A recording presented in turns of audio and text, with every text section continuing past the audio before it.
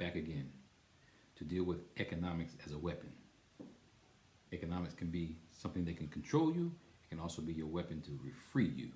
So we're going to deal with that dynamic of it being a weapon, and we have to find the literature, the books, and the information that can help us free ourselves. But we have to understand the context. Books. Amos Wilson. Definitely put that on your front burner. Blueprint for Black Power. A moral and political and economic imperative for the 21st century. 31 chapters dealing with what we need to do. The work's been done. Got to read it though. Another powerful person, Claude Anderson, wrote a book called Powernomics. Definitely check his website out. Amos Wilson's gone. Claude Anderson is still here, but he wrote a book called 30 Little Secrets, A Black History, Its Heroes and Other Troublemakers. But profound information. I think he has a chapter in here on politics and patriots, business and inventors. I mean, he's dealing with the whole issue of economics throughout his discussion. So definitely get books written by Claude Anderson. Not so much just economics, but Brainwashed by Thomas Burrell. Challenging the Myth of Black Inferiority. Definitely get this book. It's just look at the chapters. Chapter 7, Buy Now, Pay Later. Why we can't stop shopping. Money, economics. Chapter 9, Bread to Lead. Bread to be led. Why do we so willingly give up control of our lives? Economics. You see, those who want to control you understand that scenario. So Steve Biko, from South Africa, talked about, education, being very important. But the most powerful tool in the hands of the oppressor is the mind of the oppressed. Mind. Commodified and criminalized. This is a book, might be difficult to find, but by David Leonard and Richard King. It's edited by them, but it's talking about the new racism and African Americans in contemporary sports, because we know that whole March Madness and all that is run off of the backs of gladiators and little warriors that aren't making any money. Those college students in March Madness aren't making any money. Someone's making money off of them. So when we look at Africa and we look at our history, we cannot say that Africa is backwards. Something happened to create that. Walter Rodney wrote a book called How Europe Underdeveloped Africa. Guyanese scholar. I never met him, but I did work along with his wife, Patricia Rodney, at Morehouse School of Medicine in the area of public health. Actually played tennis with his daughter, Asha Rodney. So, brother, Walter Rodney, got to get How Europe Underdeveloped Africa. And it's interesting because his book was kind of used in the context of what Manning Marable wrote called How Capitalism Underdeveloped Black America. So Manning Marable was also deceased. He was at Columbia University when he passed, but he has written several other books, but this one's dealing with the economics, so we have to understand why, again, we don't control our own environment. Money. I mean, money's the issue. We control, you got some money. I got some money. I'm not going to share it with you. So the capitalistic enterprise is to keep on getting more and taking. So let's see, look at this. You ever heard of John Perkins? One of his books called Confessions of an Economic Hitman. He was paid to go destabilize governments in terms of the debt. Hey, take this loan. You can have this loan, but then we control your water supply. He's documenting that. You can look at a DVD called The Corporation and see John Perkins in there. He also has a book called The Secret History of the American Empire. The Truth About Economic Hitmen, Jackals, and How to Change the World. So he's documenting what he has done to destabilize countries. Chile, Venezuela, you name it. Haiti. So the reason why China rose so good and easily because they didn't take the debt. So that's why they're in a position to be more of an economic power today. Hoodwinked. An economic hitman talks about how, again, this whole manipulation of the economy is a result of global capitalism. Hoodwinked. So John Perkins, definitely get his texts, his books. The extension of this global capitalism coming from the European experience. If you ever read a book by Gerald Horne, recent text, The Apocalypse of Settler Colonialism, The Roots of Slavery, White Supremacy, and Capitalism in 17th Century North America and the Caribbean. Gerald Horne's written like 30 plus books. Got to get some of his work. But this one, again, is giving us the reality of how the economy is structured because of a slave experience. There's a recent movie, documentary series on HBO called Exterminate All the Brutes by Raoul Peck. Definitely check that out because Raoul Peck is breaking it down about this capitalistic enterprise and what is going on. Even Raoul Peck did I Am Not Your Negro about James Baldwin. He also did Lumumba. And if you don't know about Lumumba, dealing with Africa, I'm not recommending this particular book, but Lumumba himself, this is talking about the assassination of Lumumba. He was the people's elected leader of the Congo. He was about to make changes. They got rid of him. If we don't protect our leaders, we have a problem. That's why we got people like Dr. Clark talk about who betrayed the African World Revolution and other essays or other speeches. John Henry Clark has been a very profound scholar. I mean, look at this one passage here. It talks about, I have often said, we can change the world if at first we change ourselves. We must remember the world is not ruled by blackness or beauty. It is ruled by power. Black and beautiful means nothing unless, ultimately, you are black and powerful. That's why I talked about pigment power. We must control our destiny. If we don't, doomed. So when you start understanding the nature of the system, definitely put this on your reading list or have it in your library. Kenneth Stamp's book called The Peculiar Institution. Profit, loss. That is a system of controlling you, has dealt with this for years, but you're just a commodity, something to be manipulated, just a talking tool. Kenneth Stamps. Another recent book you have is by Michelle Alexander called The New Jim Crow. I'm sure you've heard of that one. But Mass Incarceration in the Age of Colonialism, color blindness. She was not really understanding the problems until she really started to see it, visualizing her law experience and seeing that there were problems with people being railroaded in this judicial system, and so she became woke and wrote The New Jim Crow. Slavery by Another Name by Douglas Blackman. Slavery by Another Name. That's right, things have been transformed, so we're really still slaves. So the whole peonage system and how we have the prison system, the re-enslavement of black Americans from the Civil War to World War II. Re-enslaved. Dealing with that slavery issue. I had another book to discuss that, but dealing with history, but let me explain this one. I found this to be very important. For me, you might have difficulty finding it, but it's called From the Congo to Soweto, U.S. Foreign Policy Toward Africa Since 1960. And that's why when we have people that are in place right now, from Biden and Kamala Harris and people that are so-called the leaders, but their policies may not be supporting what I support.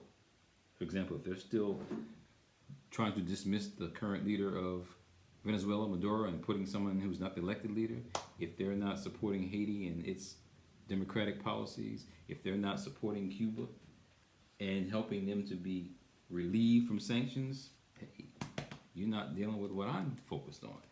Brother Carlos Moore wrote a book called Castro, the Blacks, and Africa. Castro and Cuba are not an enemy to me. If it wasn't for them, some of the independence movements in Africa would not be where they are. They would not be free. They gave them military weaponry. They gave them help to fight colonialism. Another brother who Carlos Moore wrote this called Castro, the Blacks in Africa. But he also wrote a book called Pishon, Race and Revolution in Castro's Cuba. And Pishon is a real negative word. It's what the vultures wouldn't even eat. That's what they called the black people in Cuba. So they have their own political issues, but we have them right here in the United States. We have them in France. We have them in all over the world. So he's just describing, though, the power of, again, knowing yourself in foreign communities. And if we don't know, you're going to struggle. Think of foreign communities. There's a book written by John Pilger, Australian, called The New Rulers of the World. If you get this, it sheds light on some things that are going on over the world. I mean, we know that the Aborigines in Australia have been targeted. Listen to this one passage that talks about, because it's the same thing all over the world, poverty and dispossession. Looking at housing, 90% of overcrowded households in Australia are Aboriginal, and that's from 2% of the population. What it comes fundamentally down to is a lack of political will to allocate resources. The federal government spends about 25% less per capita on the health of Aboriginal people compared to the rest of the population. No different than the United States. Being exploited. So looking at Africa itself, Africa as a continent, I mean, look at that large landmass. If you look at the United States, you could put the United States in the top of Africa. So the landmass, what we're talking about, controlling things. If you ever heard of Kwame Nkrumah, he wrote a book called Africa Must Unite. This is where the danger is for melanin recessive people. Seeing African people putting the money together, organizing, and having control over their own reality. Speaking of that, in Africa, I've traveled to Ghana, I've traveled to Nigeria, and in Nigeria, traveling, I saw nothing but Europeans on the flights going there. Where vultures feast. Shell, human rights, and oil. So Shell, BP, British Petroleum, BP Gas. All that is about Europeans controlling the oil supply over there. Africa and Nigeria should not be going through what they're going through. They should not be struggling. They should be rich. One of the most populous countries there in Africa, but struggling, but should not be. And some of that started off because of someone like Cecil Rhodes. The Cecil Rhodes in the Pursuit of Power. It's called The Founder. It's written by a person who did like a biography on Rhodes called Robert Rotberg. So you know Rhodes named two countries after him, Northern Rhodesia and Southern Rhodesia. So this is about controlling Africa and the resources. Not just the oil, but the diamonds and minerals, and taking that back to Europe. So again, how Walter Rodney talked about how Europe underdeveloped Africa. We need to understand the Rhodes Scholarship and all that was set up to what? Exploit African people. Even as we go abroad, not even just dealing with Africa, but just in the Caribbean, Haiti. If you don't know anything about Randall Robinson, who started Trans-Africa, Randall Robinson was very powerful in his approach to help out getting a global perspective on helping out Africa. So he wrote a book called The Debt, just to definitely get the debt.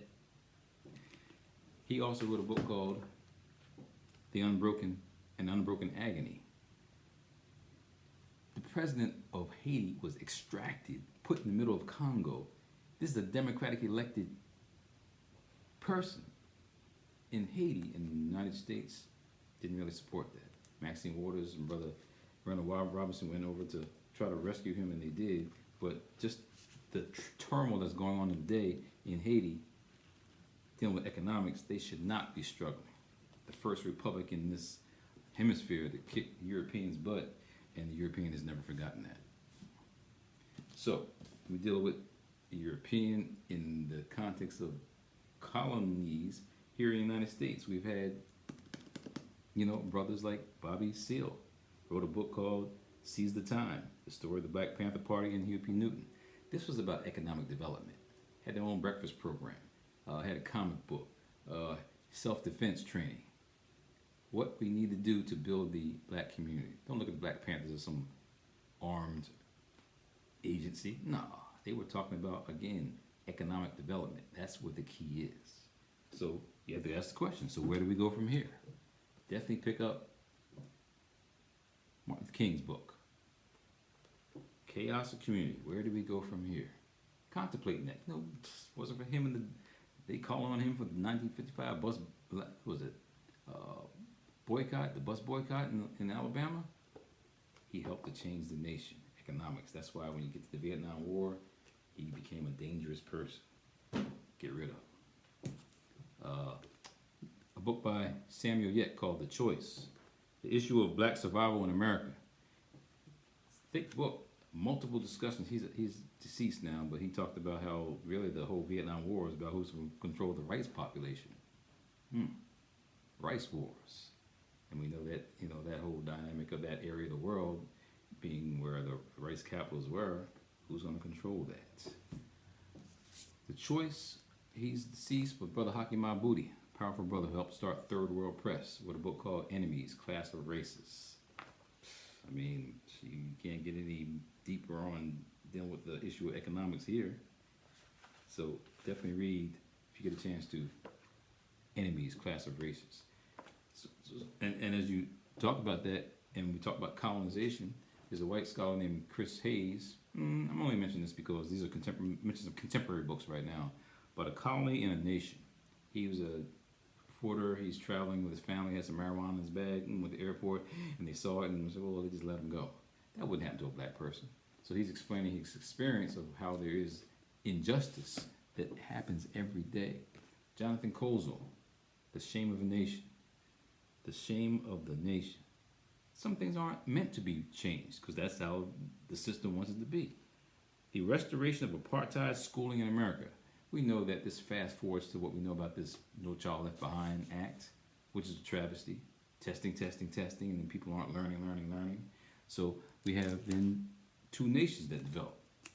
Definitely get Andrew Hacker's book if you get a chance to. Black and White, Separate, Hostile, and Unequal. So Andrew Hacker. Definitely pick that book up. Another contemporary book, let's see, dealing with the issue of money and how we're pitted against one another. Nancy Eisenberg wrote a book called White Trash. The 400-year untold history of class in America. We're pitted against one another. Global capitalists do that because guess what? You keep people fighting one another, you then can keep the system going and you can keep making money.